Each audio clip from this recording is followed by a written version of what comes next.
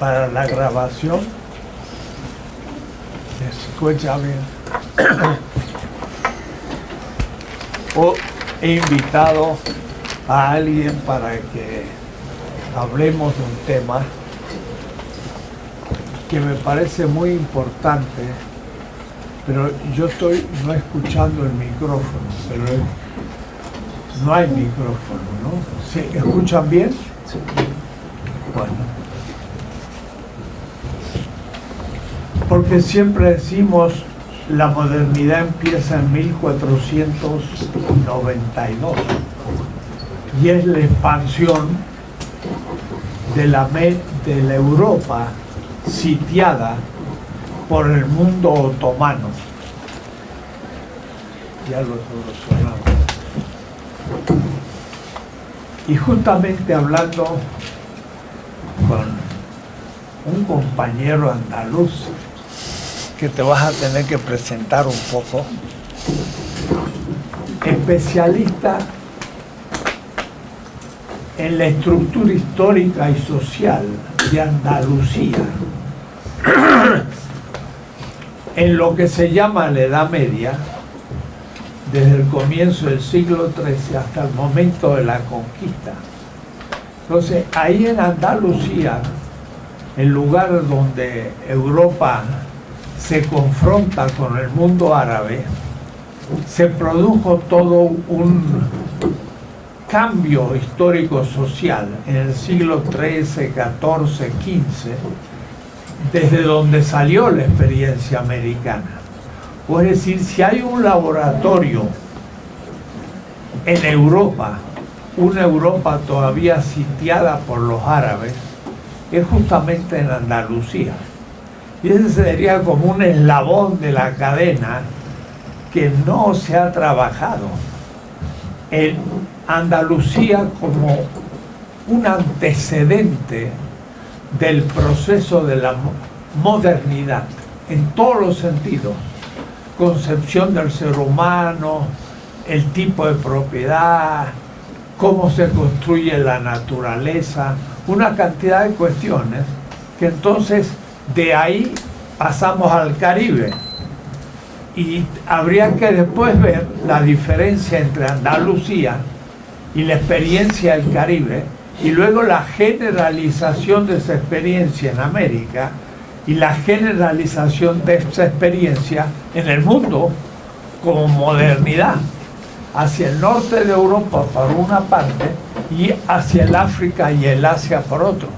Es decir, era un eslabón que no habíamos trabajado. Justamente aquí Antonio Garrido Aranda tiene un trabajo sobre moriscos e indios, precedentes hispánicos de la conquista de América. Entonces, esta obra, ¿quién la hizo? Eso es Antonio Garrido Aranda, un profesor de Granada. Un profesor tuyo, Granada. Sí, sí. Bueno, muy bien.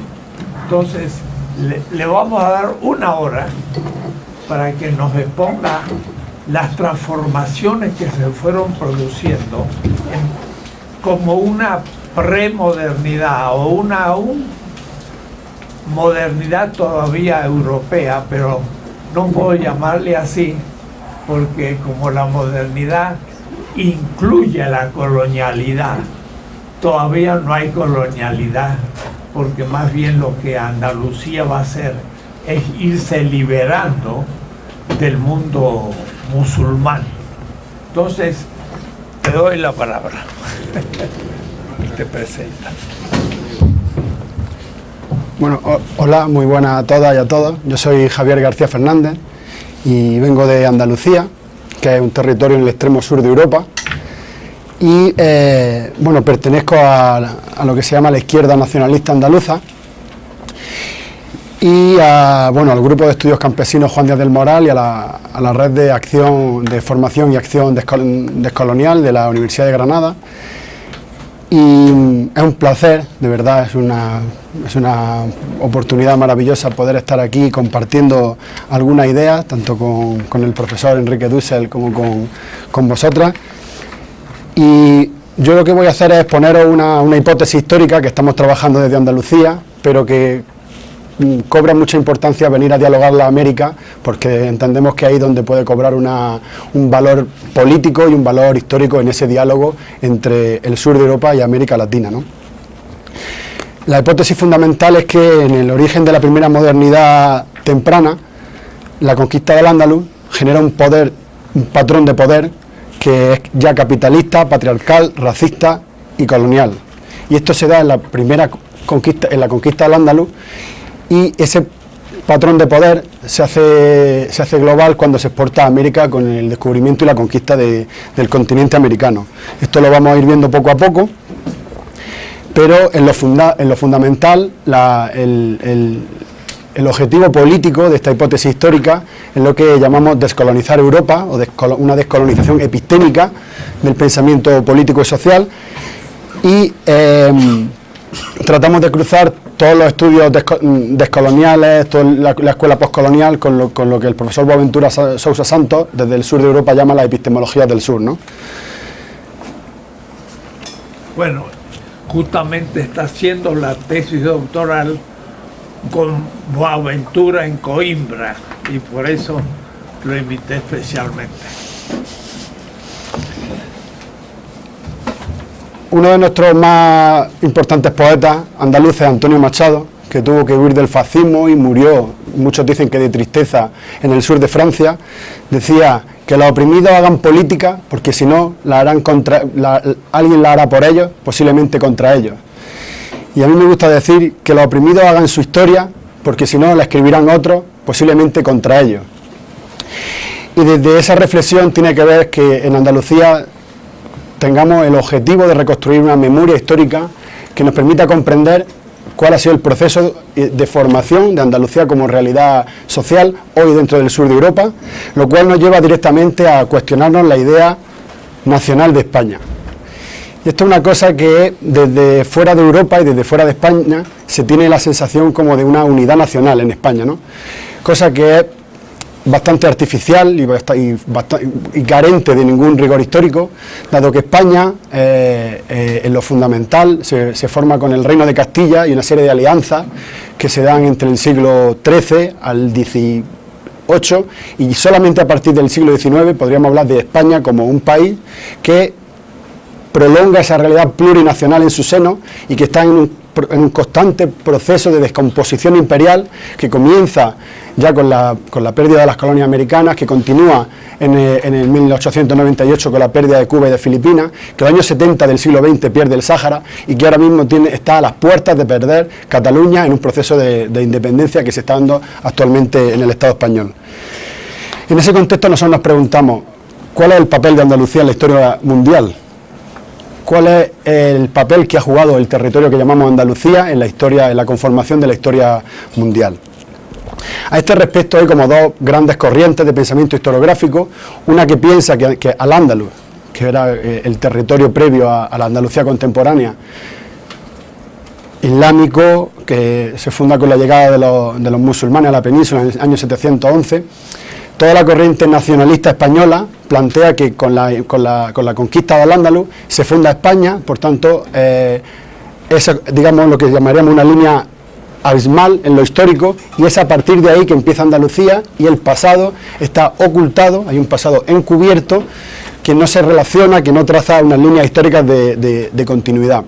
Frente a esta corriente hay una corriente esencialista del nacionalismo andaluz que plantea al Andaluz como una experiencia ideal, como una experiencia romántica de la otra España que pudo ser, que se puede representar, por ejemplo, con Américo Castro, con Antonio Gala y con otra serie de poetas dentro de lo que se llama el esencialismo andaluz.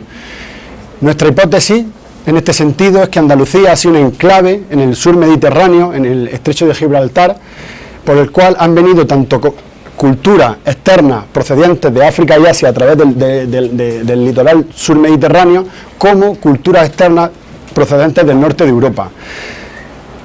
Estas culturas externas que llegaban a Andalucía podemos desde Tartesos. Tartesos fue la primera civilización propia andaluza que aparece en textos griegos, aparece en la Biblia, pero tenemos contacto con griegos, con fenicios, con cartagineses, con romanos, con visigodos, con bizantinos y con el reino castellano. Estas culturas que he dicho se han asentado de forma con una estructura política relativamente a medio plazo en Andalucía. Estamos hablando de fenicios, griegos, cartagineses, visigodos, bizantinos, también romanos, y islámicos, y castellanos. Entonces la hipótesis que defendemos es que el territorio que consideramos Andalucía, que es todo el territorio sur peninsular, tiene un sustrato de población que no ha variado en lo fundamental, pero que está en contacto con otras culturas externas que venían al territorio por su fértil tierra, por su clima, por su productividad agraria que siempre ha tenido, por motivos comerciales, y eso ha ido configurando una cultura propia, una cultura andaluza, que se ha ido dando desde el 1000 a.C. con la civilización de Tartesos hasta la actualidad. En ese continuum histórico es donde se va conformando lo que conocemos como la Andalucía contemporánea. Pero yo me voy a centrar en lo que estamos en la hipótesis de mi tesis doctoral, que es lo que me interesa conversar tanto con los profesores como con ustedes, y tiene que ver con el papel de Andalucía en la formación de lo que se viene a llamar el sistema mundo moderno colonial, ¿no? Y para esto sí que me tengo que retraer a lo que se ha conocido como el feudalismo en Europa, ¿no? El feudalismo, según la tesis de Perry Anderson, procede de la desintegración del Imperio Romano, que era un sistema esclavista, junto a un cruce con el sistema germánico primitivo, ¿no? Eso procede de un tipo de sociedad en el que la desconstitución del sistema esclavista romano genera una situación de inseguridad que genera constituyentes inmediatos, o sea, vinculaciones de defensa entre los señores y sus nuevos súbditos, que es lo que venimos a llamar el feudalismo. Lo que nosotros planteamos es que este feudalismo no se da en toda Europa, se da en un territorio muy concreto y muy reducido de Europa, que es lo que podríamos llamar la Europa noroccidental, y que tiene que ver con el reino merovingio, los germánicos merovingios, que se desarrolla en el imperio carolingio, en el Sacro Imperio Romano, en la Liga Hanseática, y que es el segundo Reich, el Sacro Imperio Romano, el segundo Reich, el tercer Reich y la actual Unión Europea, que podríamos decir que es la prolongación de la OTAN en lo político, ¿no? Y no al contrario. Ahora que Trump está poniendo en duda la OTAN, veremos a ver qué pasa con la Unión Europea, ¿no?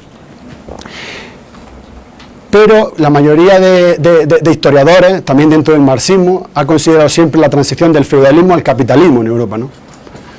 Con esto se ha pensado toda Europa, desde una porción muy pequeña de Europa, que es la noroccidental. Se ha pensado todos los demás territorios donde no había feudalismo.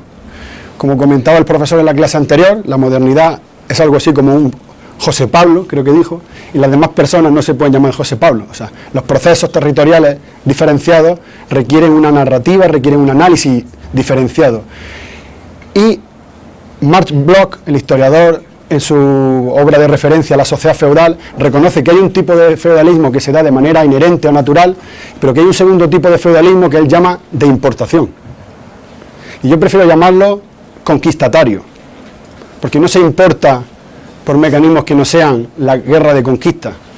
Yo digo que es un feudalismo de matriz o de carácter conquistatario, que es fundacional y constitutivo de lo que van a ser los procesos políticos en Europa, más allá del feudalismo. Entonces, si tenemos en cuenta que Al-Ándalus no era feudal, era modo de producción asiático, era modo oriental o tributario, que procedía de los modos tributarios de Asia, donde la tierra era propiedad de la teocracia local, donde lo fundamental era el tributo, donde el Estado prácticamente la función del Estado era la obra hidráulica, el regadío de los árabes. Si tenemos en cuenta que Al-Ándalus no era modo feudal, que todo el sur de Italia estaba también habitada por los musulmanes, que Córcega, Cerdeña y Sicilia también estaba variando entre los bizantinos y los musulmanes, que la península balcánica tampoco era feudal y que Asia Menor, que es la puerta hacia Asia, no era feudal, tenemos una mayoría de Europa que no era feudal y que se implementó un feudalismo tardío y de conquista. Y eso tiene su expresión fundamental, su concreción fundamental, lo podemos encontrar en las cruzadas. Las cruzadas tienen como hito llevar ese feudalismo, llevar el Estado feudal a territorios externos, geográficamente externos de la Europa. Pero ese proceso de condensación que significan las cruzadas lo podemos ver con cierta nitidez en lo que se llama la crisis del feudalismo. A partir del siglo XIII el feudalismo entra en crisis y la forma que, según una mayoría de autores plantea, la forma de salir de la crisis del feudalismo tiene que ver con que el original carácter defensivo del feudalismo pasa a ser un carácter ofensivo. El feudalismo se convierte en una cultura de la conquista. Y en ese siglo XIII, Inglaterra conquista Escocia e Irlanda, Alemania comienza sus conquistas hacia los territorios orientales, los normandos conquistan el sur de Italia y Castilla, en alianza con la corona de Aragón y la corona de Navarra, emprenden lo que ya con rigor podemos llamar la conquista de Al-Ándalus. Y aquí viene la descolonización del concepto de reconquista, que ha sido un término acuñado por la historiografía nacionalista española y que únicamente ha venido a unificar los criterios de expansión de Castilla en la conformación de la España moderna y contemporánea, pero que en ningún caso apela a un rigor histórico de reconquista, dado que los primeros reinos castellanos feudales no tienen un origen previo. Los visigodos, que eran tribus germánicas, que venían a ocupar los espacios, los feudos que les otorgaba el Imperio Romano, no se le puede encontrar ninguna relación, salvo religiosa, con los nuevos reinos cristianos. Entonces el concepto de reconquista ha sido el legitimador de la idea de cruzada en la península ibérica, ha sido el legitimador de una forma de Estado basada en la guerra, que ha sido el Estado español, y que ha sido constitutivo del ideal nacional español, que luego se fundamentará en el descubrimiento y que se fundamentará lo que viene a ser el Imperio español. Por tanto, desechamos esta idea de reconquista, anulamos su rigor histórico y simplemente hablamos de una alianza de reinos feudales en el norte de la península que se alían para conquistar Al-Ándalus.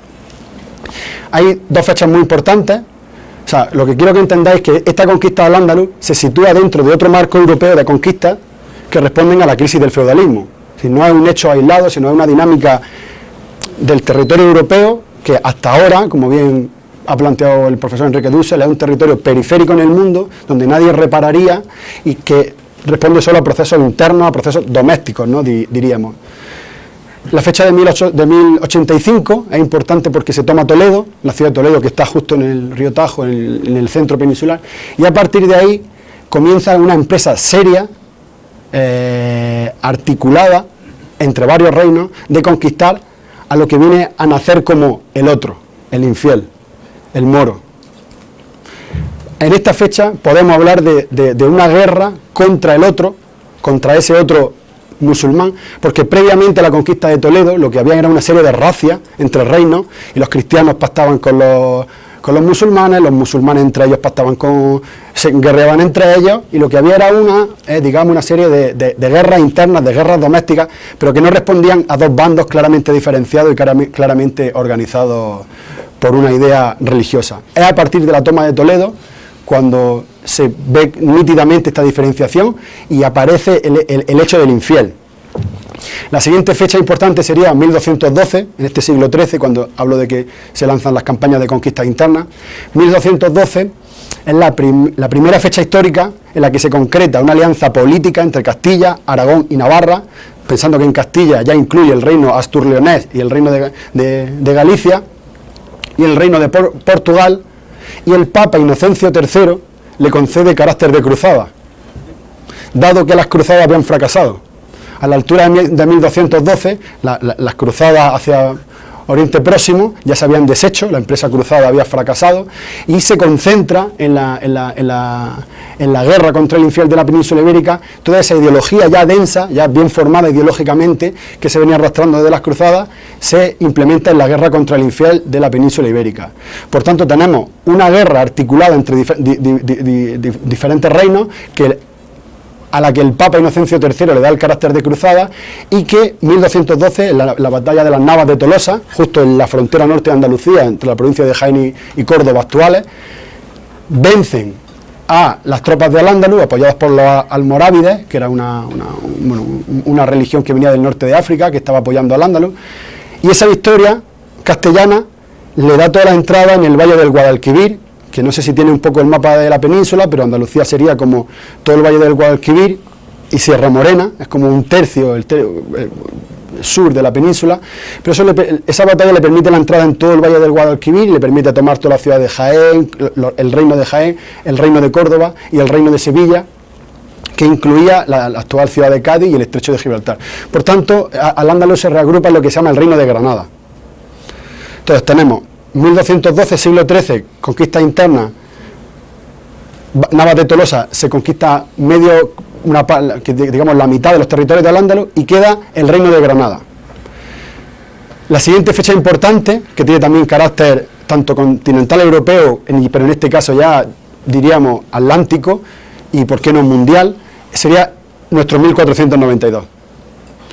En 1482 se sienta el asedio de Santa Fe, se construye la ciudad de Santa Fe, que será el primer castrum militari, que será el patrón de ciudad que luego dará lugar a la reconstrucción de la Ciudad de México y al tipo de ciudad colonial, que es una ciudad militar, que es una ciudad castrense.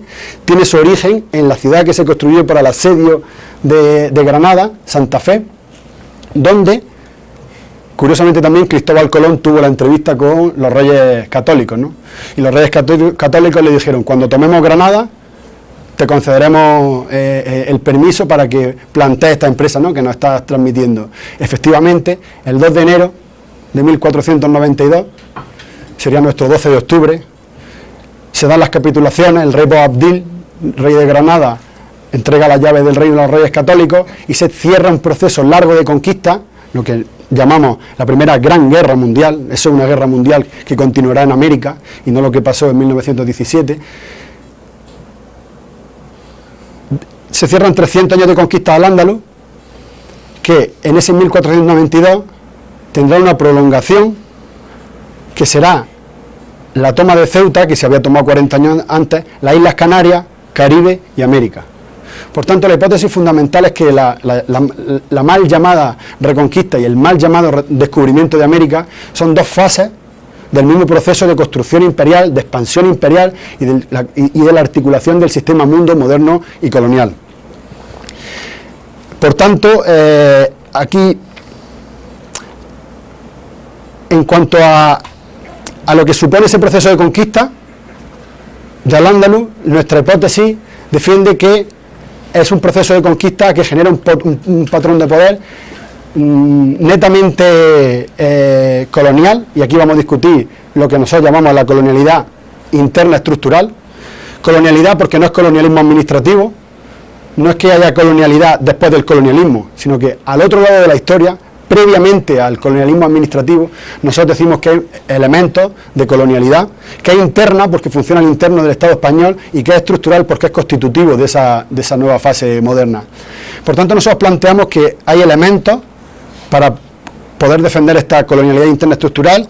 Por ejemplo, la subordinación política. Los nuevos territorios conquistados ya no tienen representación en el Consejo de Castilla, ni en el Consejo de Aragón, ni en el Consejo de Navarra, donde se representan los territorios de los reinos. Andalucía no tiene ya representación en los consejos, por tanto, los intereses políticos de Andalucía están subordinados a los intereses de Castilla. Se da un epistemicidio, la destrucción de una cultura que era la cultura andalusí. Se da una aculturación, una prohibición de esa cultura, una prohibición de la religión. Se impone una nueva religión, se impone una nueva cultura. Decimos que hay un proceso de construcción de la racialización que comienza con la toma de Toledo en el 85, con los estatutos de limpieza de sangre. Se dan regulaciones de Estado que tienen que ver con la construcción de la idea de raza, y que en el 1492 encuentra su expresión en la península, su expresión más fuerte, con la expulsión de judíos, gitanos y moriscos. Se comienzan a dar políticas de Estado que tienen que ver con el hecho de raza. En cuarto lugar, se da lo que nosotros defendemos como un proceso de acumulación originaria, ya que y retomamos la idea de Marx en su capítulo 24 del primer libro, una intuición que tiene cuando dice: el proceso de acumulación originaria se da en España, Portugal, Holanda, Inglaterra, en ese orden. Cuando dice España, luego en otros textos habla específicamente de América, de lo que supuso la acumulación originaria del continente americano, pero nosotros defendemos que en esa guerra de conquista al Andaluz hubo un hecho muy importante, que fue el despojo de tierra y la formación de nuevos latifundios que respondían al reparto por derecho de conquista. Un quinto elemento para que podamos defender la idea de colonialidad interna estructural es aplicar la colonialidad a aquellos países o aquellas sociedades que nacen de una guerra de conquista. Es decir, son países. Andalucía contemporánea es un país que nace de una guerra de conquista, al igual que pasa con los países, con las sociedades latinoamericanas y en otros continentes como África y Asia. Se da también un proceso de acumulación externalizada, es decir, hay una acumulación ya capitalista que se externaliza y que recae sobre otros sujetos políticos, en este caso el Reino de Castilla y el Reino de Navarra y el Reino de Aragón. Es decir, se produce riqueza, se acumula riqueza para nosotros de forma capitalista, ya le explicaré por qué, pero no reside en el territorio, no se queda en el territorio, sino que se externaliza. Y esto tiene que ver con una economía de carácter extractivo. La nueva agricultura andaluza que surge de después de la conquista ya tiene un carácter plenamente extractivo, porque, y esto es muy importante, la conexión con América, durante el primer periodo virreinal, la agricultura, como sabéis, pues, mejor que yo, llegó más tarde al principio. O sea, las primeras economías virreinales eran primero de intercambio y luego de despojo de mineral, de extracción de mineral. Pero durante un tiempo hubo que traer alimentos, se traían tanto trigo como aceite de oliva, como productos agrarios, que venían de los latifundios andaluces. Entonces, era importante que existiese una producción agraria importante en Andalucía, porque Castilla producía muy poco, estaba la mesta, pero son territorios muy secos. El norte de la península es minifundio, no es productivo, y se necesitaba una economía extractiva de gran producción, que diese habituallamiento a los procesos que se estaban dando de guerra en América.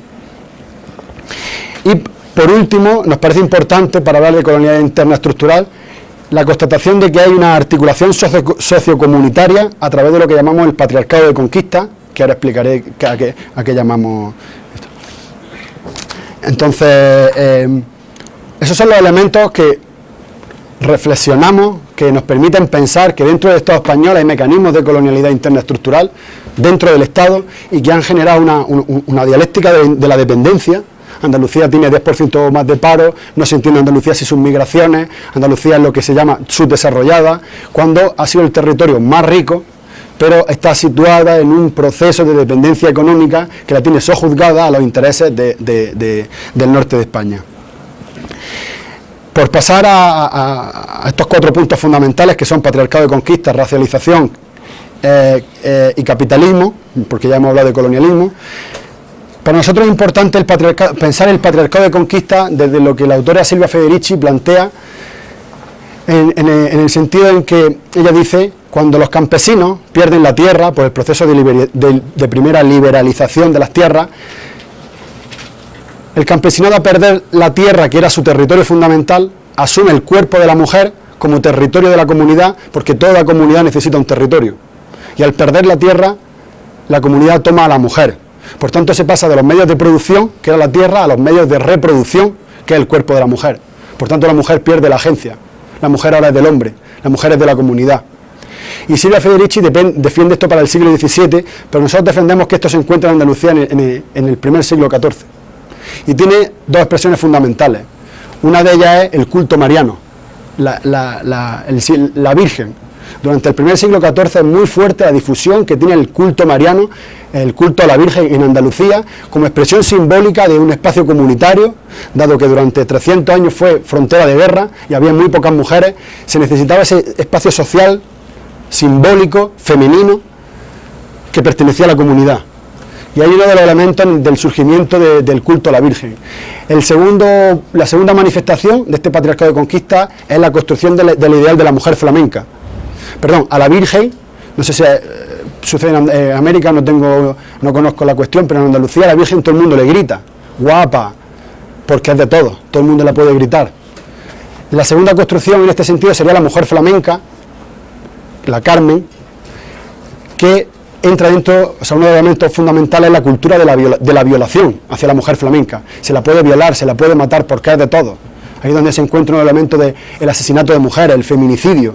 El feminicidio es un hecho normalizado porque la mujer no tiene agencia dado que es propiedad de la comunidad. Y solo así, desde nuestro punto de vista, se puede comprender el feminicidio.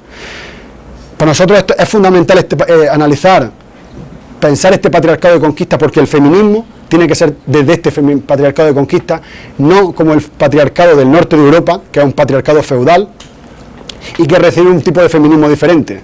Entonces, pensar el feminismo de los países del sur, pensar el patriarcado de conquista de los países del sur, desde el feminismo de los países del norte, para mí tiene problemas de encaje social, de encaje popular, ¿no? El proceso de racialización, ya lo he dicho y muy brevemente, comienza con el estatuto de limpieza de sangre hacia los judíos, continúa con la expulsión de los moriscos, de los gitanos y de los judíos, y conforma un falso mito, que esto también es muy importante, el mito de la expulsión. Se habla de la expulsión de los moriscos y de la repoblación de gente del norte. Esto tiene que ver con la performatividad de la idea de raza en España. No hubo tal expulsión. Lo que hubo fue una reorganización de las fuerzas del trabajo para situar a toda una población por debajo de la línea del ser, de esa línea abismal que crea la modernidad, para que trabajasen en el latifundio, dado que había poca población. Por tanto, se construye una idea social, una idea política de la raza dentro de los procesos de reorganización de la nueva clase asalariada agrícola, como reorganización del proceso económico naciente.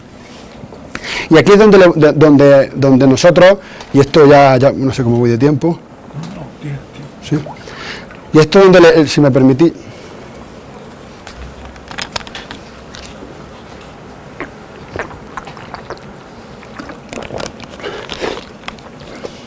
y el último punto es donde le entramos con mayor profundidad, que sería analizar la génesis de ese primer capitalismo temprano mercantil dinerario que surge de este proceso de conquista al Al-Ándalus y que tiene que ver con el origen del primer capitalismo agrario, el primer extractivismo agrario capitalista, el primer latifundismo capitalista, que se complementa de alguna manera con ese capital mercantil de la ciudad italiana y con ese primer capitalismo financiero de la ciudad holandesa, pensando que en ese contexto histórico, la corona, la articulación entre Castilla y Aragón ya tenía todo el sur de Italia y Holanda. Entonces hablamos de este primer capitalismo español, pero español en el sentido de la corona castellano-aragonesa y su expansión por Europa, porque pensad que en el año 1512 el Sacro Imperio Romano se fusiona con la corona castellano-aragonesa y para nosotros surge la primera Europa política. Es aquí cuando podemos hablar de una Europa política y no anteriormente. Se conforma una idea política de Europa en el cruce entre estos dos grandes imperios, del cual el primer rey sería Carlos I de España y V de Alemania. Y esa primera génesis de la que os voy a hablar ahora mismo, esto será 1512, yo voy a hablar entre el siglo XIII y XIV, para mí es importante esta génesis del surgimiento de las relaciones capitalistas de producción. ¿En qué sentido? Yo voy a defender 4 hipótesis, 4 ideas que creo que nos permiten hablar de ese primer capitalismo histórico andaluz, o de ese origen de las relaciones capitalistas que tiene lugar con la conquista al Andaluz y con la conformación de la Andalucía contemporánea. La primera de ellas es la conquista del Andaluz como este proceso de acumulación originaria. Y tiene que ver con cómo por primera vez en Europa se da un proceso de guerra por el cual se despoja la tierra a los campesinos como hecho sistemático y se reorganiza la nueva tenencia por derecho de conquista. Es decir, según lo que cada aristócrata hubiera aportado o lo que cada miembro del ejército hubiera aportado a la conquista, a la guerra, en función de esto se le daba. Esto está escrito, ¿no? Hay documentación, un hombre y un caballo, X cantidad de tierra, un hombre y 2 caballos, X cantidad de tierra, 100 hombres, que era el caso de los aristócratas o de las órdenes militares, como Santiago, X cantidad de tierra. Surge lo que llamamos los latifundios, surge un patrón de poder donde la acumulación de tierra no está vehiculada, no tiene derechos feudales. Esta acumulación, que no es capitalista, pero que da lugar a nuevas acumulaciones capitalistas, esta primera acumulación de guerra, para nosotros se ajusta mucho a lo que Marx habla en la llamada, no en la acumulación originaria, sino en la llamada acumulación originaria. Esto da lugar, como digo, a una agricultura que ya es netamente capitalista, porque ya es netamente extractiva. El carácter y el objetivo de la agricultura naciente en Andalucía tiene política de Estado extractiva. Se reorganiza estatalmente con carácter extractivo, que tiene que ver con el descubrimiento y el saqueo y la guerra que vendrá en América. Esta acumulación originaria, que como sabemos es por despojo, luego voy a explicar la diferencia que para nosotros existe entre acumulación por desposesión y acumulación por despojo, que son dos tipos de acumulaciones que para mí continúen de forma paralela. No creo que haya primero una por despojo y luego otra por desposesión. Yo creo que son dos tipos de acumulación que se dan de forma paralela. Una segunda idea tiene que ver con la división capital-trabajo.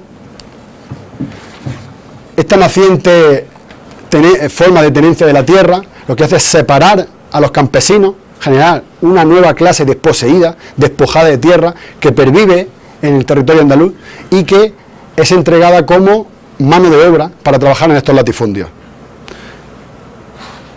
Esta tierra como factor productivo que se acumula en manos de gran propietarios necesita mucha mano de obra y se da un contexto muy peculiar que son las nuevas repoblaciones. Andalucía, en su colonización, como los historiadores oficiales llaman al proceso de repoblación de Andalucía, lo llaman la colonización. Esto no lo decimos nosotros, ya lo dicen directamente ellos. Se repuebla con gente del norte, esto es cierto, que lo que hace es consolidar como una segunda, no vamos a decir una clase media, pero una clase propietaria. El objetivo es reproducir la España del norte en Andalucía. Ese es el objetivo que en principio tienen. O sea, el latifundio es está mal avenido, no es como el objetivo central, pero surge, y esto es lo importante, porque al repoblar el territorio andaluz, estando todavía en guerra con Granada, se dan unas condiciones de inseguridad económica, de guerra de frontera, y estos primeros repobladores comienzan a vender ilegalmente la tierra. La corona no lo permite, pero ellos venden la tierra. Por tanto, se empiezan a acumular propiedades en torno a los aristócratas, y estos repobladores, ya sin tierra, son trabajadores libres. No pertenecen a nadie, no están sujetos a nadie, como sí lo estaban en el norte de España, pero no tienen nada. Y esto es lo que Marx analiza en el surgimiento de la clase obrera. Son personas que no tienen obligaciones feudales con su amo, pero que tampoco tienen nada, solamente su fuerza de trabajo. Y en Andalucía se da una nueva masa de trabajadores asalariados que trabajan en el campo, que no pertenecen a nadie, porque vinieron como hombres libres del norte, pero que no tienen nada, solamente su fuerza de trabajo. Esto genera una primera clase asalariada, que los que venimos a llamar como los jornaleros. Los jornaleros como una clase social, como una clase popular en Andalucía, que ha sido también constitutiva de la identidad andaluza y del proceso económico, de la conformación de la imagen y del espíritu de la naturaleza de Andalucía. Por tanto, tenemos tierra acumulada en manos de los propietarios como factor tierra como hecho productivo, sin comunidad, y tenemos trabajadores asalariados agrícolas despojados de su tierra, cuya única riqueza que tienen es su fuerza de trabajo.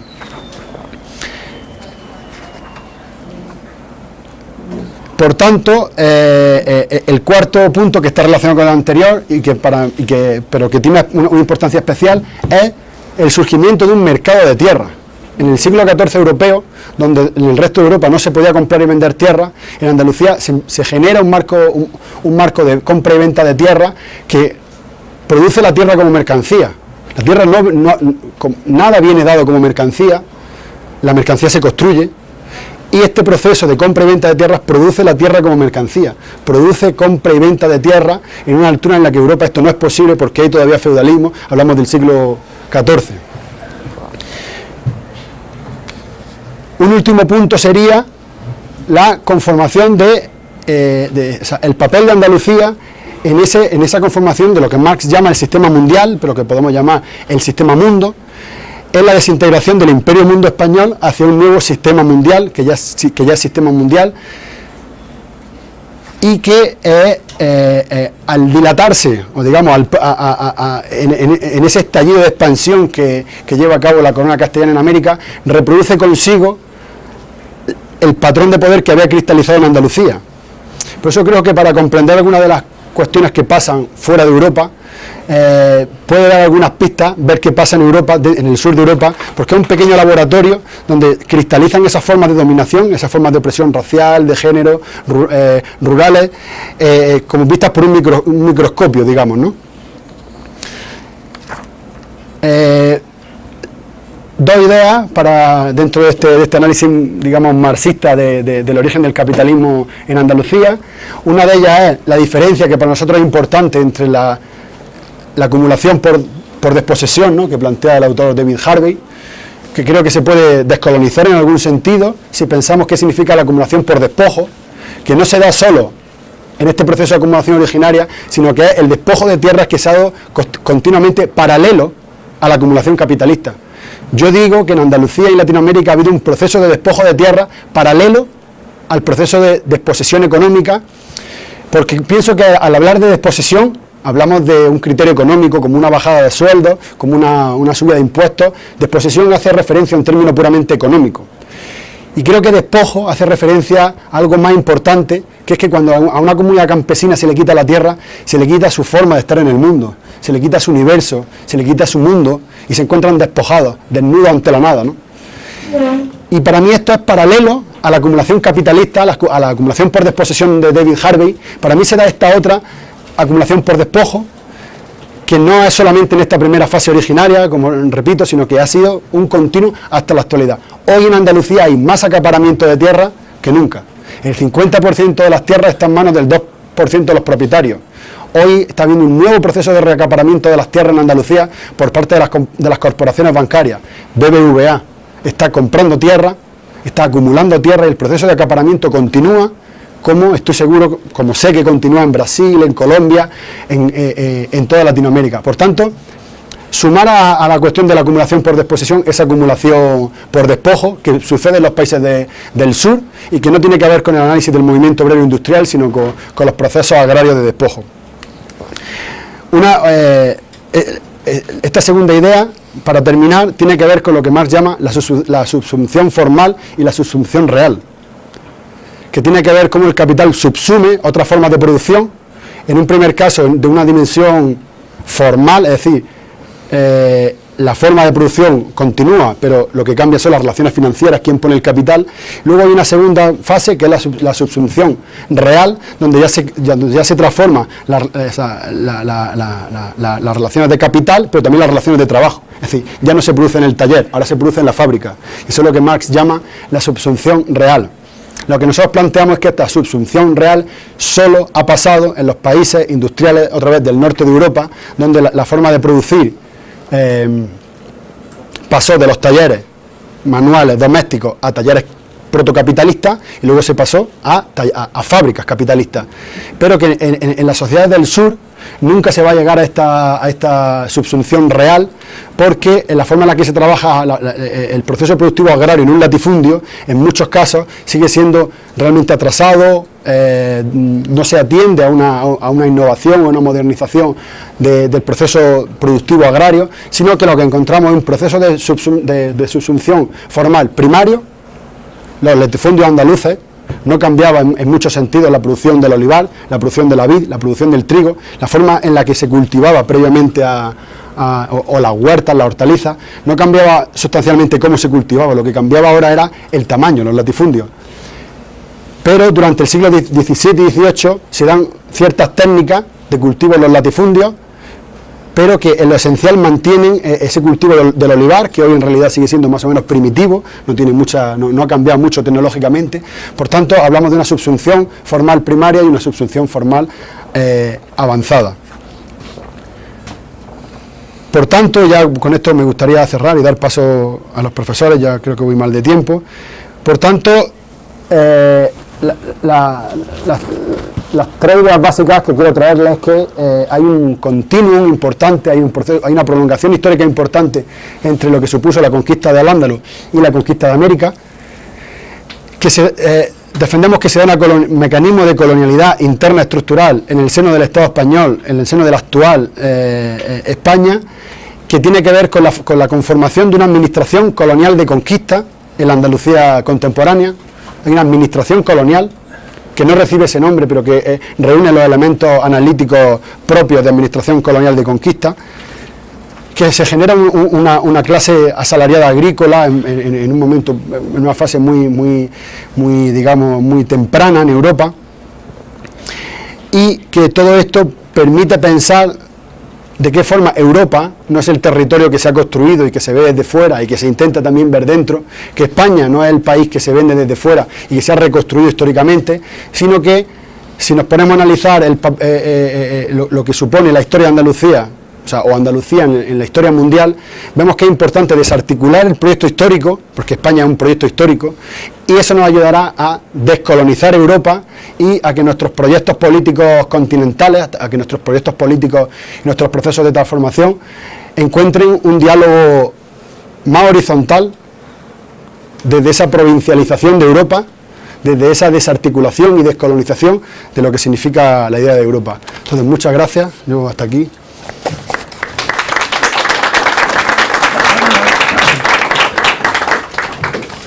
Bueno, muchas gracias, porque ya habrán ustedes empezado a ver el tema. O es decir,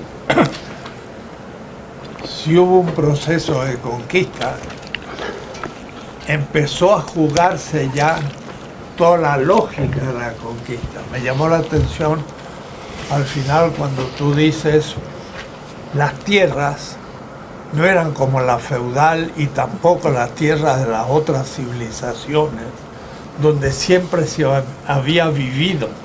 O es decir, la tierra era todavía una realidad sagrada donde se había vivido una historia y un mito, como me anticipo, pasa con los indígenas, sino que el conquistador del norte, para mí es una novedad, el conquistador feudal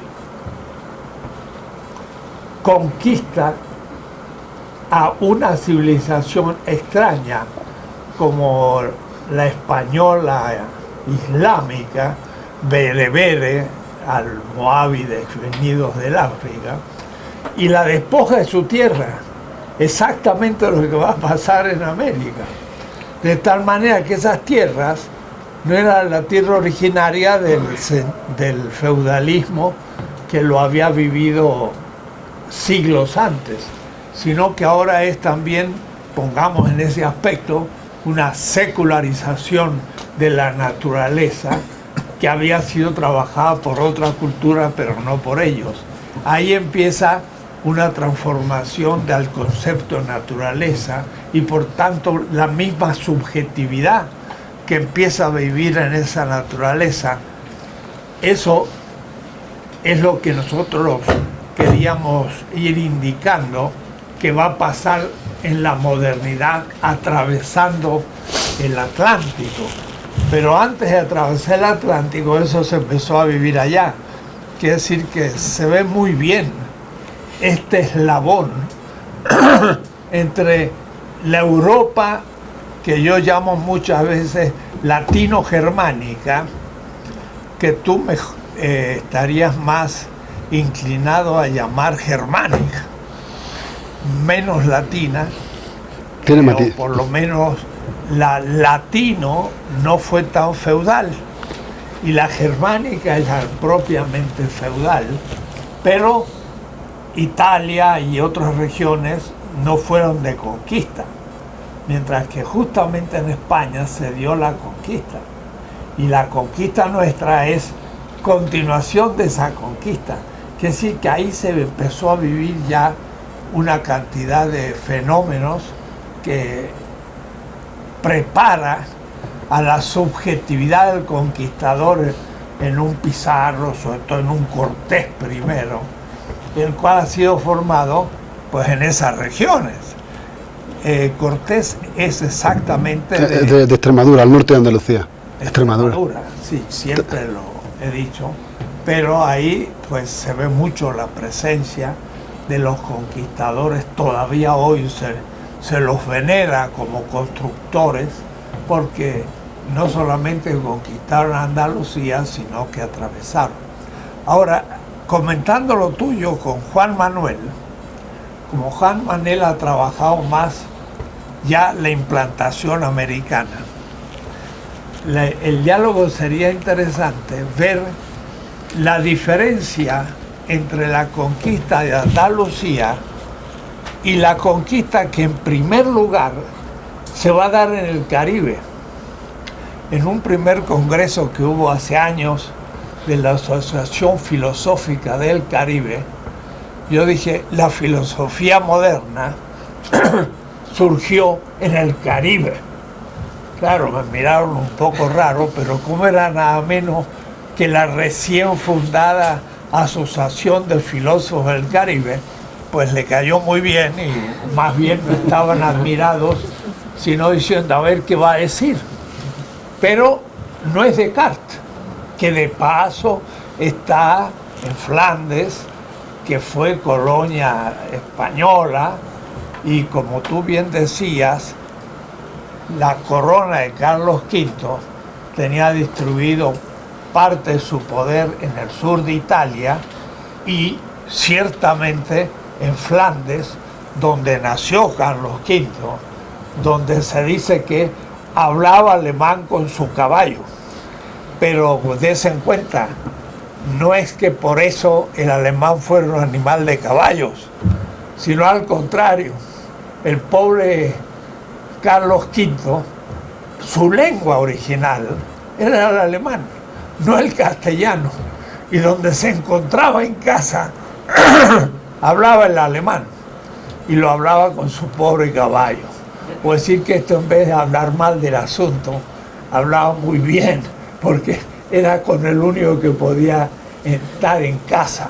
Pero en el fondo, Carlos V era un germano y tenía en Flandes la implantación de la provincia más industrial, mientras que entre los alemanes, en manos de los judíos, Führer y demás, tenía el capital, y entonces tenía distribuido en Europa el capital financiero naciente, el capital pues más técnico, los contactos gracias a Italia, pero mirando hacia América.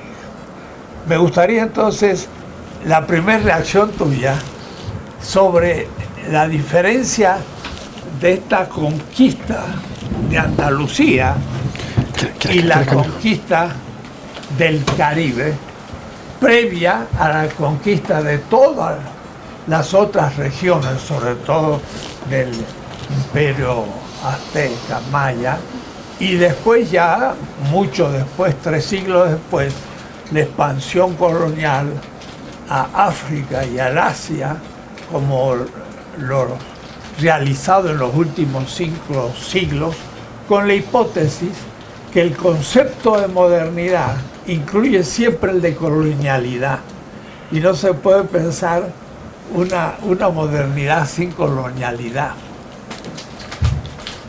Me hacías comentarios.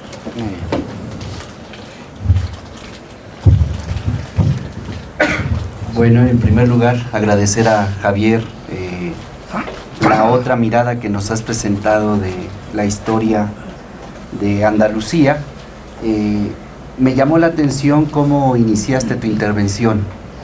Dijiste que la preocupación que tienen ustedes como grupo que reflexiona en torno a la historia del capitalismo es encontrar el lugar de la historia de Andalucía.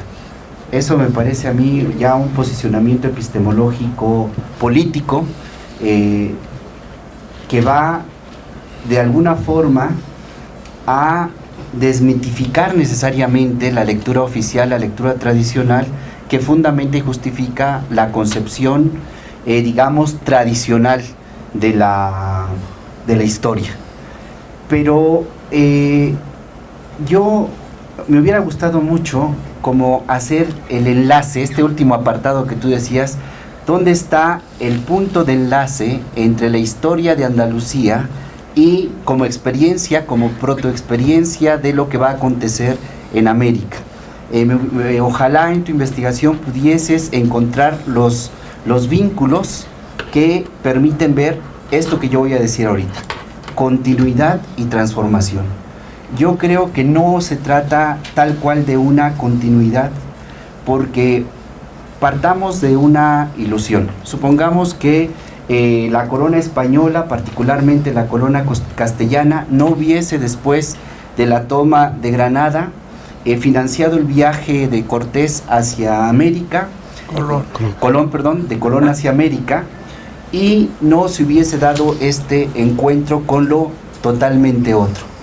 ¿Qué es lo que tenemos? ¿Qué es lo que tendríamos?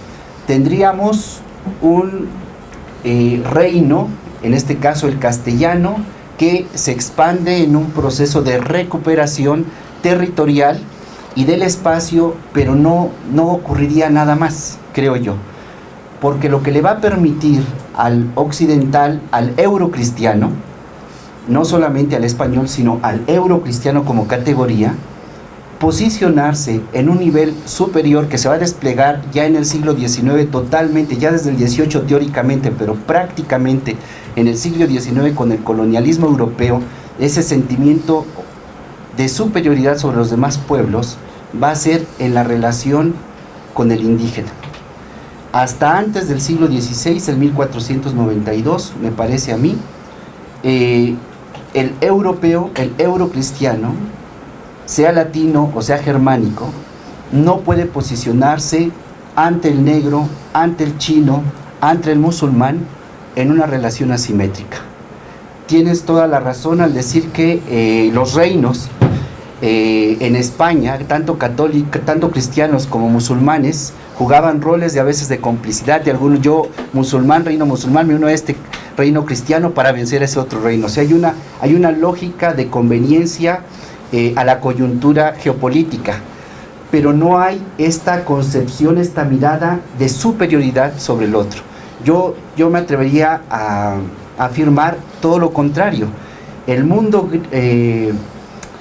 eurocristiano sabe que el mundo musulmán está o en el mismo nivel o en un nivel superior, en nivel de desarrollo tecnológico, científico, filosófico, teológico incluso. Entonces, la relación que tienen los eurocristianos con los musulmanes es una relación, digamos, en el mejor de los casos, de un tú a tú, en el peor de los casos, en un nivel de superioridad de la tradición musulmana, que me parece muy bien lo que tú decías, y me parece a mí que es importantísimo reivindicarlo, de continuidad. No solamente histórica, uno va a la zona sur de España, inmediatamente siente el eco de la presencia musulmana por la arquitectura, por la lengua, por las tradiciones, por la comida, etc. 8 siglos de presencia musulmana en la península ibérica nos habla de unos musulmanes europeos. Tenemos presencia de europeos, eurocristianos en América 5 siglos, o sea, todavía ni siquiera alcanzamos el nivel de, piensen ustedes, de inserción, de recreación cultural que tiene España, y que, como muy bien lo expresó Javier, me parece a mí, se encubre, se niega esa fuerza cultural que tiene la España del sur, la España musulmana. Entonces, mi planteamiento primero sería, yo vería una continuidad. Efectivamente hay en las cartas de relación que dirige Hernán Cortés, ahora sí Hernán Cortés, a Carlos I de España y V de Alemania, le informa que se han encontrado con unos templos y unas mezquitas de estos sarracenos y estos infieles. El lenguaje, la cosmovisión, el referente de cómo se constituye la realidad del otro siempre es el mundo musulmán. Esto es muy interesante, porque la construcción de superioridad que van a hacerse los eurocristianos en relación a los indígenas es un proceso que primero se va a dar, como dice muy bien el profesor Enrique Dussel en 1492, de una manera práctica, el ego conquiro. es práctico, pero la sistematización va a venir en el gran boom de la modernidad, que va a ser el siglo XVII, XVIII, cuando se sistematiza ya la justificación racional filosófica totalmente teológica. En el siglo XVI hay disputa todavía, hay todavía disputa. Dice Benjamin tiene un texto publicado en 1928, el texto se publicó, pero Benjamin es un texto de un autor francés, Brion, llamado él. El texto se llama Bartolomé de las Casas, padre de los indios. Le piden a Walter Benjamin, con 37 años de edad, que escriba una reseña de este texto. La reseña consta de 18 líneas nada más, pero Benjamin hace allí lo que yo llamo radiografía del proceso de la guerra de invasión, conquista, sometimiento y despojo que van a operar los eurocristianos en América. Y va a decir Benjamin: la historia de la conquista, la historia colonial de los pueblos europeos comienza con el hecho de la conquista. Y la conquista, lo que va a hacer de estos nuevos territorios es, miren la imagen, es tremendísima, es la cámara de la tortura. Esto que acabas de explicar, Javier, de cómo continúa el despojo del andaluz, fíjense, siendo todavía Europa, pero una Europa periférica, por ejemplo, para Angela Merkel, y periféricos nosotros. Si la España es periférica para los centros del poder, imagínense lo que somos nosotros para estos centros del poder, seguimos no siendo. Entonces Benjamin emplea la imagen de la cámara de la tortura, es decir, cómo se va sacando poco a poco la vida a estas comunidades, a estos pueblos. Esa es como una primera observación. Yo lo plantearía entonces: continuidad, la experiencia del andaluz fundamental, pero hay una transformación, hay un plus que va a permitir América que no tuvieron los eurocristianos en la península ibérica, ni con la conquista con los sarracenos musulmanes. No la van a tener porque todavía tenemos el imperio, en Viena están el imperio otomano, todavía está, sigue siendo la amenaza, está a punto de caer Viena, y cuando ustedes estén en las murallas de Viena, allí están todavía los restos de las batallas que tenían los musulmanes. O sea, los musulmanes no se acaban con la toma del Andaluz, no se acaban con la toma de Granada. ¿Qué es lo que permite? ¿Qué es ese plus? Primero, una relación de constitución de la subjetividad. Dice Benjamin en este mismo texto de 18 páginas, de 18 líneas, que al encontrarse los soldados españoles con las riquezas de los indios de América, se reconfiguró su constitución. Es decir, de ser un tonadie en la península ibérica, un desocupado, se transforma en señor en América. Hijo de algo. Hijo de algo, exactamente. El profesor Dussel lo trabaja, me parece indicativamente. Hay que profundizar en ese proceso, cómo se va dando el proceso de reconfiguración de la constitución, de la subjetividad del nadie allá y del señor acá. Porque eso nos va a explicar cómo los propios indígenas, los propios religiosos lo van a denunciar. Bernardino de Sahagún dice: ¿cómo es posible que estos eran campesinos que no sabían leer y escribir allá en España, en los reinos de España, llegan aquí y quieren ser tratados como señores con todas las caravanas? Entonces, ¿qué es lo que permite esa reconfiguración? Dice Benjamin: el encuentro con la riqueza de la cual se va a despojar a los indígenas. Y otra cosa que me parece a mí importante, que quiero retomar de lo que se planteó aquí, América va a ser el referente que va a marcar a Europa hasta el día de hoy. La Europa que existe hasta el 1492 es completamente otra a la Europa que conocemos hoy. El posicionamiento y Europa estamos hablando no en el sentido geográfico únicamente, estamos hablando en el sentido categorial, es decir, lo europeo, lo que significa lo europeo. Porque el proceso que se va a experimentar de sometimiento sobre lo otro extraño se va a reproducir en la lógica ya de un proceso complejo que es, como muy bien se mencionaba, machista, impositivo, excluyente, capitalista, racista. Todos estos elementos que forman una especie de cóctel exigen en nosotros un análisis más detallado, un análisis más fino para poder comprender la relación que hay entre estos elementos. Como se mencionó ahorita con el profesor Enrique Dussel, eso lo trabaja muy bien Katherine Walsh en un texto sobre interculturalidad y decolonialidad. Dice, no puede existir capitalismo sin exclusión, sin despojo, sin colonialidad. La condición de posibilidad del capitalismo contemporáneo es la colonialidad. Entonces tenemos que ver cuáles son los tipos de colonialidades que hay allí, no solamente económica, política, sino también, y es un tema muy importante que está trabajando también Ramón, supongo que también el profesor Boaventura, el tema de la colonialidad sexual, la erótica, cómo juega un rol fundamental, y que si en el centro se piensa, se ejecuta, sus ecos en la periferia los reproducimos acríticamente cuando no tomamos conciencia de lo que está allí pasando. Me gustó mucho el tema de la Virgen, de las mujeres. Me parece que ahí hay un tema muy importante a trabajar, porque yo trabajo justamente el tema de Guadalupe, no solamente en Extremadura, sur de España, sino también el Guadalupe en México, y toda la carga crítico transformadora. Si hay una Guadalupe encubridora, una Guadalupe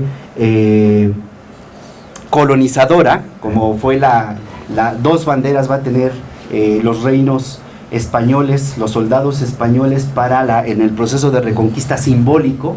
Una va a ser Santiago, efectivamente, pero otro va a ser también Guadalupe.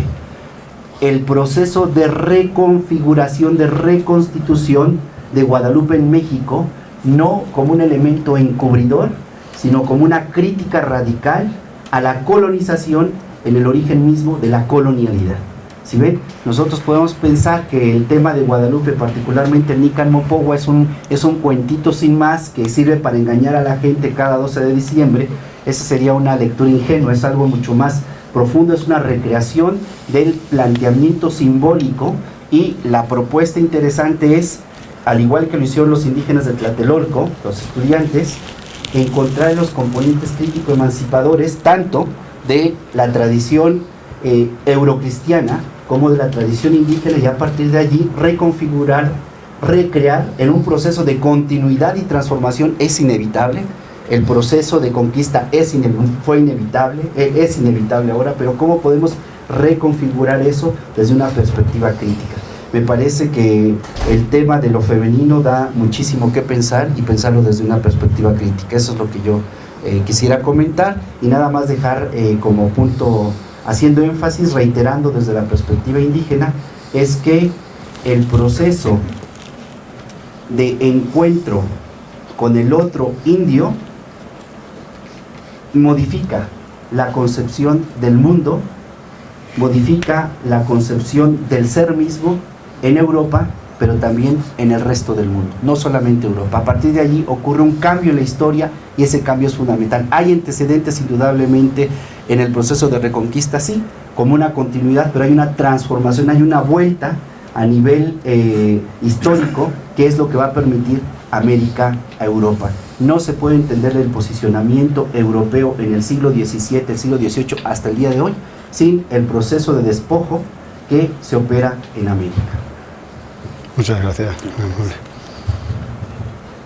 Y al hablar, ya te voy a dar la palabra de nuevo, pero si esto fuera así, puedes decir que el enfrentamiento con el indígena cambia la situación, porque surge el mito de la superioridad europea. Estaba pensando ahora que hay un efecto de eso, es que ahora los europeos, a medida que van creciendo la extracción de riqueza de su colonia, va a su vez generalizar ahora también al África y al Asia esa inferioridad que quiso constituir al indio. Es decir, que un siglo después, la Europa ya empieza a despreciar el África. Y luego de haberse inspirado en el Asia, también va a hablar del despotismo oriental, pero ya en el siglo XVIII al final. Y entonces, habiéndose inspirado en el Asia, lo reducirá también a despotismo, a la China, a la India, a todo. Es decir, que la experiencia de la conquista de América va a ser proyectada a toda la periferia, al sur, y es lo que ahora se está viviendo. Para un Trump, lo mismo es un árabe musulmán que un latino. Es parte del no ser. Y ya ahora, mira qué notable, se me ocurre ahora pensarlo. En esa Andalucía donde el superior era el musulmán, mira, hoy es uno de los tantos pueblos despreciados por este wash blanco protestante que viene justamente del norte de Europa, que sería Trump. Y ahí se ha reunido, que sí que 5 siglos de modernidad nos permiten entender las cosas de otra manera. ¿Cómo reaccionarías ante la reflexión de la diferencia entre Andalucía y el Caribe, diría yo, por de pronto? Bueno, muchas gracias, ¿no?, por los comentarios muy interesantes. Y bueno, hay como una forma de mirar la cosa, ¿no?, que yo no sé si lo consigo transmitir, porque esto es como un proyecto en marcha, ¿no?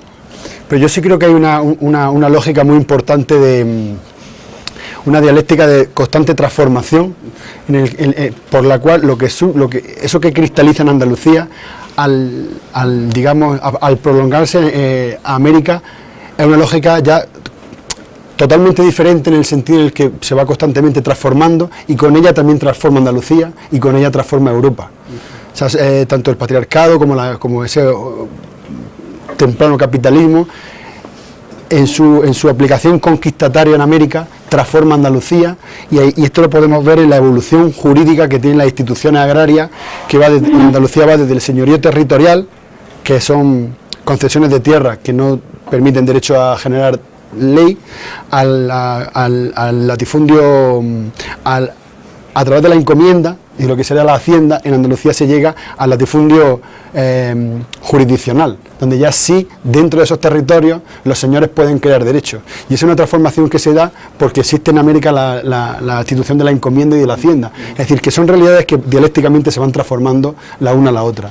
Y en ese sentido, claro, no se puede concebir la Europa moderna y la Europa contemporánea sin lo que supone América, tanto Norteamérica como Sudamérica, porque no existe una idea no colonial de España, como no existe una idea no colonial de Europa, ni una idea no colonial de la modernidad. Entonces, esa colonialidad que se ejerce en América es performativa de la idea de Europa hasta hoy, diría yo, hasta hoy. En cuanto al Caribe, para mí es muy importante cómo, por ejemplo, la caña de azúcar viene de Granada, donde los musulmanes la traen de Nueva Guinea. Entonces, la caña de azúcar viaja con los musulmanes y la van implementando en los territorios donde va llegando. La circunstancia de Granada es que en todo el territorio geográfico de Europa, Granada tiene la costa de Granada, lo que se llama la costa de Motril, tiene un clima subtropical, el único de Europa, y allí funciona la caña, pero ni ningún otro territorio de Italia, ni de España, ni de Europa funcionó la caña, y Granada se especializó en caña de azúcar, y de ahí es que se exporta la caña Caribe, ¿no? Entonces, en Granada no existía la hacienda de la azucarera, pero cuando se traslada ese pequeño cultivo doméstico a Caribe, luego vuelve a Granada ya en forma de hacienda azucarera, y hoy en Granada tenemos haciendas azucareras que son de vuelta, digamos, ¿no? Que son instituciones que se trajeron de Caribe. Entonces, para mí sería profundamente interesante, no sé si a mí me va a dar tiempo, pero creo que en el futuro se puede profundizar en cómo hay una transformación dialogada, ¿no? Cómo transforma Caribe, cómo se transforma Andalucía, cómo se transforma Europa. Y en ese sentido creo que hay una riqueza vasta, ¿no?, de formas de aprenderse desde el otro, ¿no? Quería comentar respecto a lo que plantea el profesor Dussel para esa Europa latino-germánica. Yo creo que hay un matiz, es que tanto en la Europa latina como en la Europa germánica hay territorios feudales y territorios no feudales, porque la Europa latina es Francia, claro, y Francia es puramente feudal. Entonces la Europa latino-germánica designa una Europa que en su seno, transversalmente, ocupa esta Europa, digamos, con feudalismo inherente, con feudalismo conquistatario. Y para mí eso es interesante para ver cómo se conforma esa primera Europa, ¿no? En cuanto a lo que tú has planteado de... Se me olvidó la segunda, has planteado una segunda cuestión. ¿Lo de Guadalupe? No era lo de Guadalupe, se me ha escapado por ahora. De Walter. ¿Abrimos o usted quiere comentar?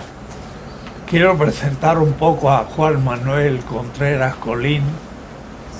Acaba ya hace unos años, pero todavía no publica su tesis, de hacer un doctorado en München, en Alemania, en filosofía, sobre el texto político de Guadalupe.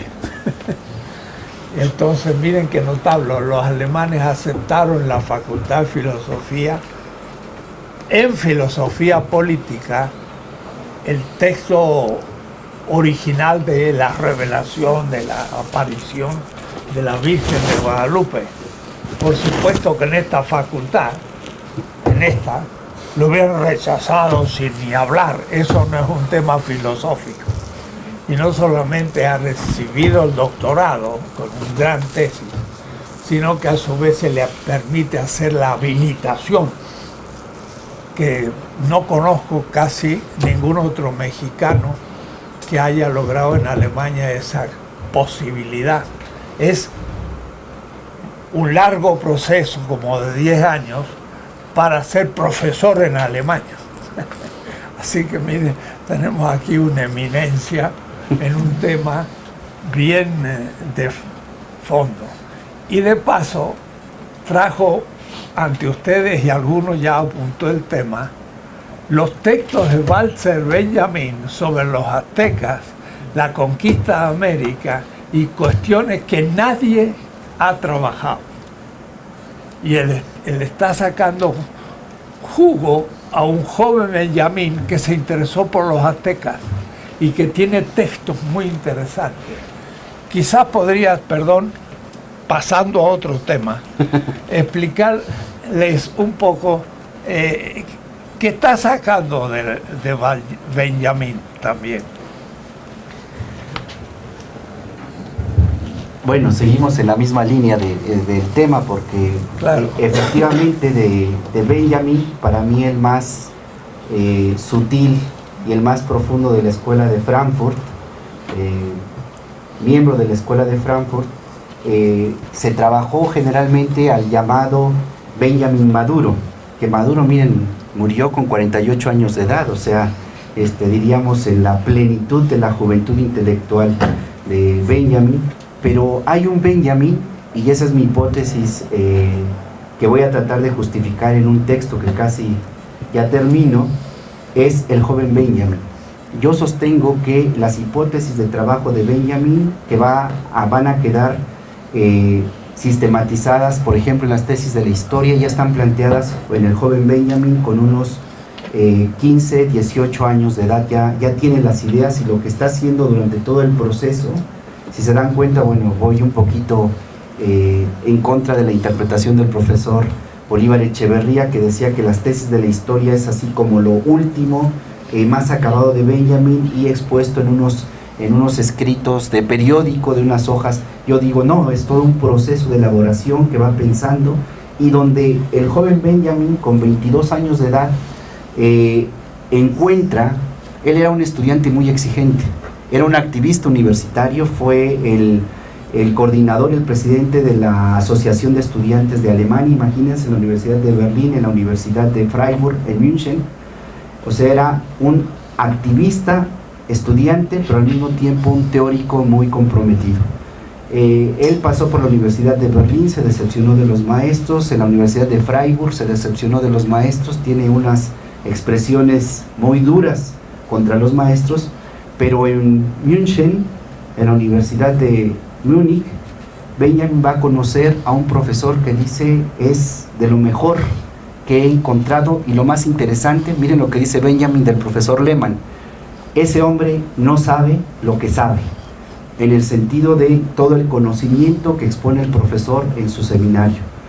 El profesor Lehmann fue discípulo del profesor también Seller, que estuvo aquí en México, fundador con el profesor Boas, norteamericano de la Escuela de Antropología e Historia aquí en el país. Lehmann va a ser un profesor muy importante que va a estudiar todo Centroamérica y México y Estados Unidos. Llega a München y es profesor de un curso que se llama Lengua y Cultura en el México Antiguo. 3 semestres lo va a seguir Benjamin a este profesor porque se encantó con la temática. A tal grado llega el apasionamiento que siente el joven Benjamin por el tema del México en su lengua y en su cultura antigua, que se va a poner a estudiar náhuatl. Es otra de las cosas que yo hoy voy a demostrarles con el texto para que vean la profundidad que tiene Benjamin y el conocimiento que tiene esto. En los cursos de Walter Lehmann, Benjamin va a estudiar Historia General de las Cosas de la Nueva España y va a estudiar diálogos del 1524, la confrontación ideológica entre los tlamaltinines sobrevivientes y los religiosos franciscanos, que obviamente, como diría Pedro Reigadas, no había en términos de diálogo ninguna diferencia argumentativa, sino solamente el ejército que tenían atrás los franciscanos y el proceso de conquista que ya se había ejercido sobre los pueblos originarios. Benjamin entonces va a tomar el pensamiento indígena muy en serio y va a hacer unas reflexiones que, como yo digo, en una especie, como solía hacer Benjamin, de radiografía, va a poner en su lugar qué significó el encuentro entre lo europeo y lo otro. Y esa es parte de las investigaciones que estoy haciendo, ¿no?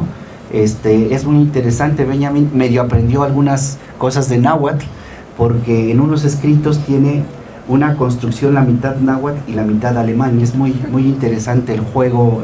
Saben ustedes que era un provocador, entonces, y son una mente muy creativa que quiere poner,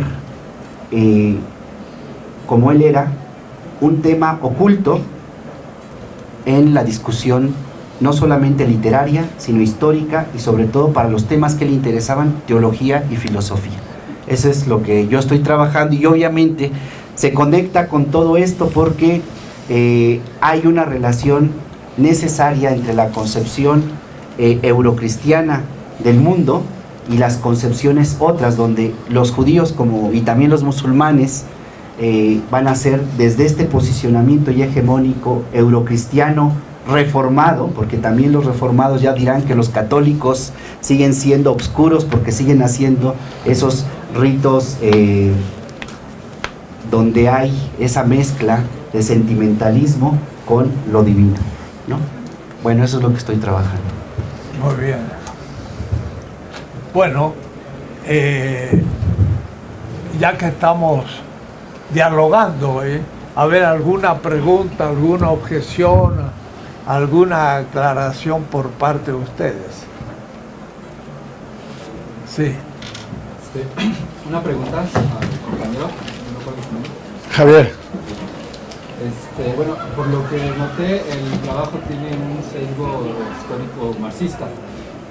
Y en el curso sobre la modernidad que trabajamos el semestre pasado y ahora, vimos un poco que Marx, si bien critica ese sistema capitalista, todavía no puede posicionarse para criticar la modernidad, digamos, la modernidad en términos de los procesos históricos que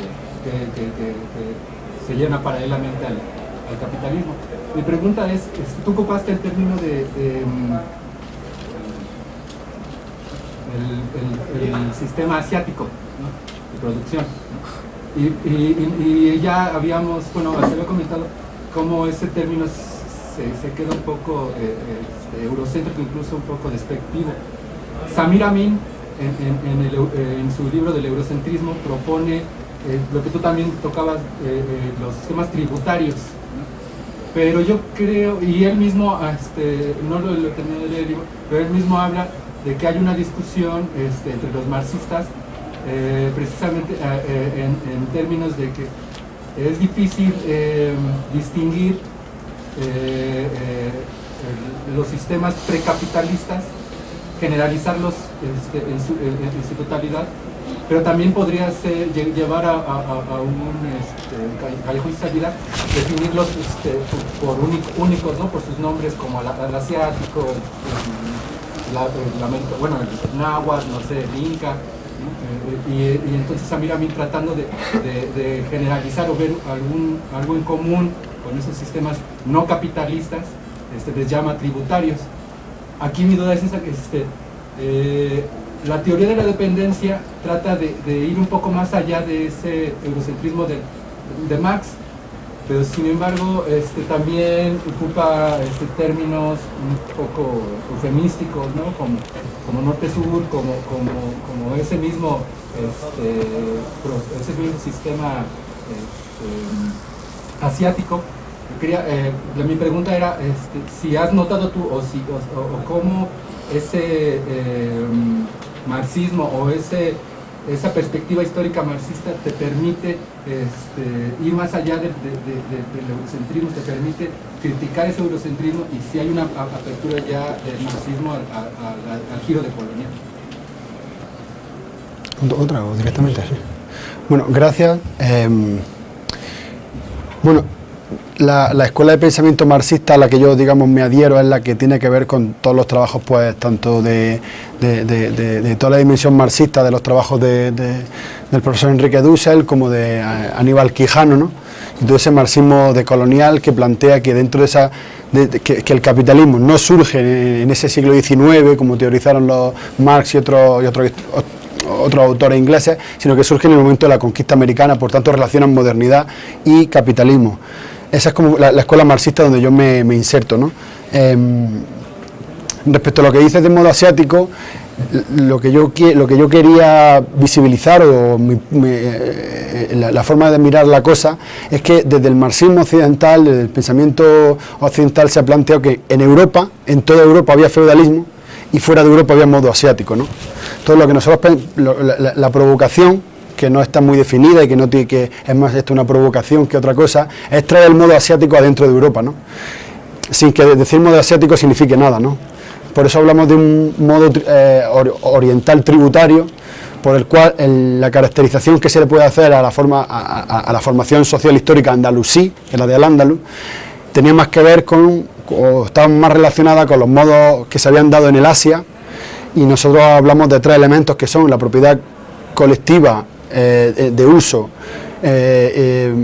bajo control de las teocracias locales, el Estado como constructor de la obra hidráulica y el sistema tributario como fundamental elemento constructor de Estado. Entonces, me parece que, bueno, ya definir sistemas precapitalistas es complicado, porque si dices precapitalista lo define a partir de qué significa el capitalismo, ¿no?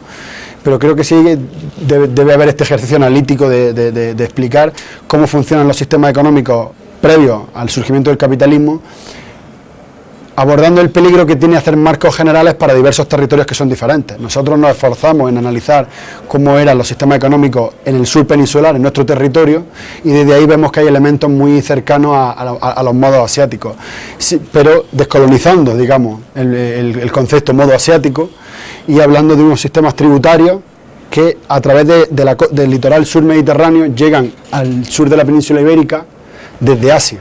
Y es por eso que le damos el apelativo de asiático. No sé si con eso te respondo un poco, pero ese sería un poco. Respecto a lo que antes se me olvidaba, que lo lamento, tiene que ver con una cosa que tú has puntualizado, y es que el castellano, en el contexto histórico de la península ibérica, previa o del primer descubrimiento de América, has planteado que aún tiene una relación como de igual a igual con el morisco, digamos, porque aquí hay tres conceptos que son importantes para comprender esto. Mozárabes son los cristianos, que se les permitía vivir bajo reino musulmán, siendo cristiano. Mudéjar era el islámico, el musulmán, que vivía bajo reino cristiano, permitiéndosele vivir como cristiano. Pero hay un tercer concepto que es morisco, que es el musulmán forzosamente convertido. Y aquí es donde ya me parece que hay esa subordinación, por cuanto este proceso lo que implica es lo que yo defiendo como una reorganización de las fuerzas del trabajo. Es decir, económicamente se le da una posición subordinada, lo cual simbólicamente y socialmente se convierte en una posición de inferioridad. Se inferioriza, se construye un otro al que se apela como inferior por naturaleza, al que se apela como inferior por causas naturales, al que se apela a una cierta maldad, al que se le apela a una naturaleza, digamos, peyorativa, y se le asigna en la sociedad un papel subordinado, inferiorizado económicamente, socialmente, y todo esto tiene un proceso de lenta construcción que va, digamos, desde 1500, digamos, en 1570, que es otra de las fechas importantes que antes se me ha olvidado. Si en 1492 se entrega la ciudad de Granada, las capitulaciones, por eso Boabdil, el rey de Granada, entregó la ciudad. En las capitulaciones implicaba el derecho a seguir manteniendo su cultura, a seguir manteniendo su religión, que esto es una de las cosas que plantea Ramón Grosfogel, que no lo he citado, pero un poco a partir de donde yo trazo esta línea con su trabajo de los 4 grandes epistemicidios del siglo XVI, que sería el negro africano, el indio americano, el morisco de Al-Ándalus y las mujeres y las brujas de Europa. Pues de estos 4, desde el genocidio andalusí, donde yo parto con la investigación. Pero el profesor Ramón Grosfogel traza una diferencia por la cual el morisco tenía alma, creía en una religión, simplemente había que convertirlo. Y es la diferencia que hay con el indio. El indio no tiene alma porque no cree en ningún dios, y esta es una diferencia sustancial, una diferencia importante. Pero yo sí que creo que haya lógicas de subordinación e inferiorización racial, pero no llega a ser religiosa y no se aborda el tema del alma, ¿no? No sé si hay alguna otra... Si quieres comentar. Pues no, sí.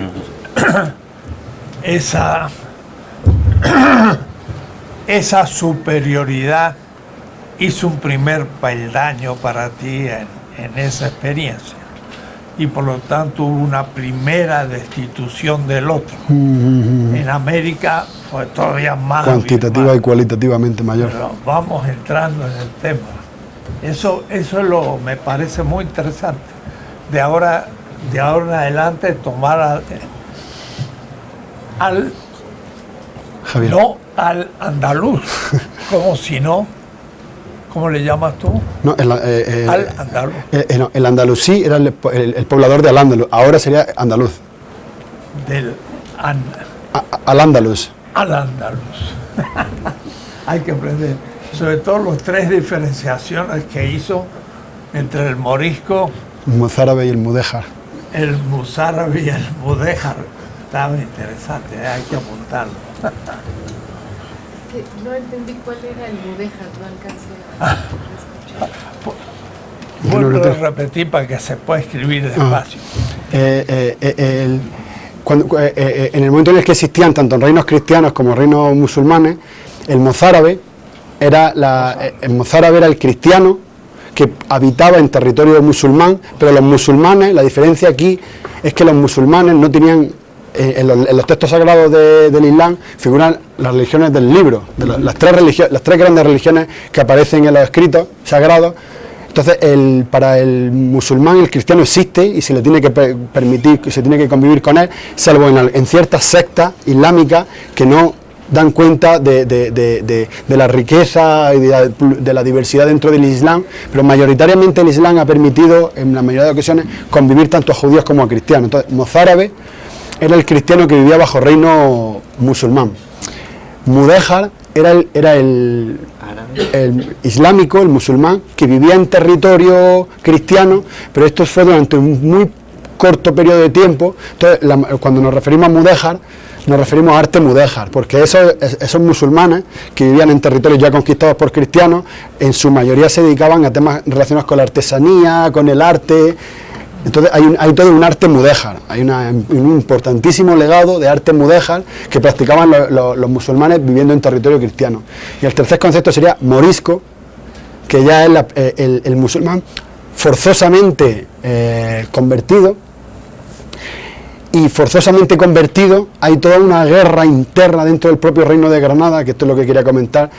Desde 1492 que se da la toma, hay toda una serie de rebeliones, de disidencias internas, porque van llegando lo que se llaman las pragmáticas reales de intolerancia, a través del cardenal Cisneros fundamentalmente, en las que se empieza a prohibir la vestimenta, se le empieza a prohibir la higiene, se le obliga a tener las puertas abiertas de las casas, y eso se le obliga a comer cerdo, se prohíben hábitos alimentarios propios, y hay toda una serie de implicaciones que tienen que ver con la intolerancia religiosa, que van haciendo que estos moriscos ya convertidos, pero que en su espacio privado y de manera ilegal, soterrada, seguían practicando su cultura.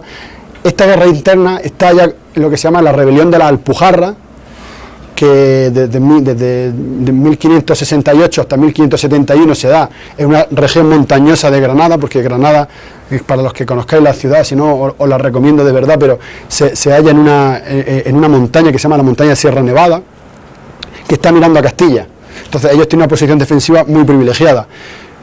Estos moriscos en 1568 se trasladan a las montañas, a una zona que hoy se llama la Alpujarra, que se dice que viene de la Albusarra, la Indomable, y hubo 70 años de resistencia, pero fundamentalmente 3 de levantamiento, por el cual en 1571 se sofoca por la violencia con esa rebelión de la Alpujarra. El mismo año, y esto es muy curioso, muy importante, es en 1571, 1582, que se acaba con el Tahuantinsuyo y que se corta y que se vence a los turcos en Lepanto. Entonces, son hechos interrelacionados que dan cuenta de esa intolerancia que se está construyendo con el infiel otomano en Lepanto, con el morisco en Granada y con el indígena en el Tahuantinsuyo en ese 1570, ¿no? Te cedo tener la palabra. Pues sí, el morisco sería como el marrano. Como el marrano, efectivamente. El judío hecho cristiano. Eso es. Y tú dijiste, debían dejar la puerta abierta para no poder hacer cultos extraños, y que cualquier cristiano que pasaba podía ver dentro, y ellos se veían hasta en su casa imposibilitados como cristianos violentamente convertidos rendir algún culto anterior. Era exactamente como los indígenas aquí, que tenían que ocultar sus costumbres metiendo sus dioses abajo de los altares o poniéndolos a veces sin que se dieran cuenta símbolos indígenas en medio de los templos, y era una manera de ocultar su tradición negada, ¿no? Los marranos, los moriscos y en el fondo los indígenas vivieron la otra cara de la modernidad, inauténticamente, porque no podían ser ni uno ni lo otro. Muy bien. Tenemos todavía para otra pregunta. Sí. Yo tengo una pregunta para Javier, que me gustó mucho como esta cuestión que planteas de la continuidad de la historia, sobre todo en una cultura como la Andalucía, que pues, como dices, está, por así decirlo, oculta, ¿no? Pero sobre todo cómo está inmersa en la historia del feudalismo es todavía más interesante, porque, bueno, a mí desde lo que veo es que estás planteando dos fases del feudalismo, uno que es defensivo y otro que es ofensivo bélico, ¿no? A mí me parece que incluso en el ofensivo hay, por así decirlo, cuestiones como de identidad, de miedo, ¿no? De la otredad, ¿no? Y a mí me gustaría que profundizaras como en ese cambio. ¿Qué significa que a través de que el feudalismo, cuando se convierte bélico, se empiecen a vender clandestinamente las tierras, por ejemplo, ¿no? El obrero empieza a ser justo obrero libre, no le pertenecen las tierras. O sea, porque me parecería que decir simplemente que es un sistema que falla en su mismo peso no da cuenta de todo ese proceso de que hay dentro del feudalismo defensivo al feudalismo ofensivo. Sí. Bueno, gracias. Y bueno, yo creo que hay una cosa dentro de este feudalismo, de este análisis por fases del feudalismo, y es si analizamos la caracterización del feudalismo fundacional, que tiene que ver con la defensa ante la caída del Imperio Romano en su cruce con el sistema germánico, con las tribus germánicas, se compone de toda una serie de simbolismos de defensa, de lo militar, que es lo que constituye las nuevas aristocracias militares feudales, ¿no? Ese simbolismo va a ser el elemento estructural tanto del feudalismo de defensa como del de ofensiva y el bélico. Este feudalismo bélico, si nos fijamos, se constituye siempre en las zonas de frontera. Se constituye en las zonas de frontera, se constituye simbólicamente con la ideología cruzada, se constituye a través de una nueva economía de guerra, que es un sistema económico bélico que genera una estructura social bélica de guerra, de frontera, y que tiene una propia economía. Por eso la aristocracia militar siempre ha sido la aristocracia terrateniente. O sea, cuando había que defender fronteras y los reyes no podían acudir a esas fronteras que estaban lejanas a los centros de poder, o sea, quien iba eran las aristocracias militares feudales, y en ese proceso ya acaparaban tierra y se genera todo un proceso económico, que para mí también es fundacional del origen del capitalismo, en el que la idea de frontera militar es constitutiva, y esto no podemos meternos mucho con esto, pero para mí esto es muy importante para definir qué significan las fronteras hoy, qué significa las fronteras en la Unión Europea, qué significa esa idea militar de frontera, porque la frontera podría ser muchas cosas, ¿no? El Far West. Eso, en el Far West, efectivamente. ¿Cómo acompaña el acaparamiento de tierra a la construcción de la idea de frontera, ¿no? Yo creo que ahí hay elementos que trazan esa continuidad del feudalismo de defensa, que se transforma en una búsqueda de recursos en otros territorios, pero que traslada su simbolismo militar y su forma económica, su ser económico, fronterizo y aristócrata, lo exporta mediante la conquista y genera una nueva cosmovisión económica ya fuera de sus fronteras, ¿no? No sé si con esto... Sí.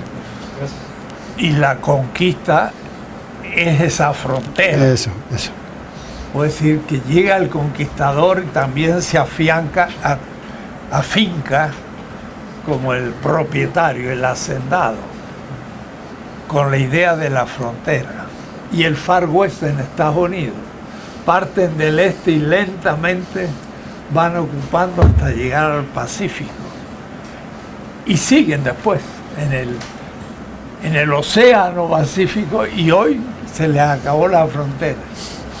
Ya tienen el problema los norteamericanos, pero ya lanzan sus portaaviones a los océanos. La frontera se ha globalizado. En fin, muy interesante. Gracias. Da muchas ideas. Muy bien, por hoy una contribución de un alumno de Boaventura del sur del norte, porque Portugal y España son el sur del norte, y Andalucía es el sur todavía. El extremo sur del norte. El extremo sur del norte. Así que ya está más cerca. Muchas gracias. Nada, a ti, profesor.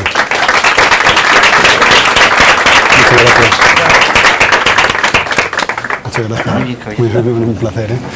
Vamos intercambiando el correo, si te sí, parece. Claro, por supuesto que sí. Por supuesto. Por favor. Aquí.